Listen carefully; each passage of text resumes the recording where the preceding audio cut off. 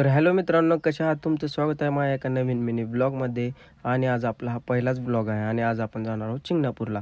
जाताना पहिल्यांदा पेट्रोल टाकलं, वातावरण तर खूप कडक झालतं, मग निघालो डायरेक्ट शिंगणापूरला. आणि माझ्यासोबत आहेत आपलं राहुलचं. आणि गावचा कॅनल तर फुल गच्च भरलेला होता आणि जाता जाता पाऊस लागला म्हणून थांबावं म्हणलं. आणि आता थांबलोच तर भेळ घ्यावी म्हणली. भेळ तर खूप भारी होती. भेळ खाऊन निघावं म्हणलं तर पाऊस काय थांबना, आणि पाऊस काय थांबना म्हणून चहा पण घेतला. आता पाऊस न थांबायची वाट बघता डायरेक्ट निघावं म्हणलं शिंगणापूरकडे. आणि जाता जाता हनुमानाच्या मंदिरात प्रसाद वाटप होता. तिथे भेटला आपलं बंटीराजन, आपल्या गावचं नगरसेवक अमित चांगन. आणि प्रसाद घेऊन निघालो डायरेक्ट आपल्या वाटेनं. आणि ही इथून घाट चालू झाला बघा.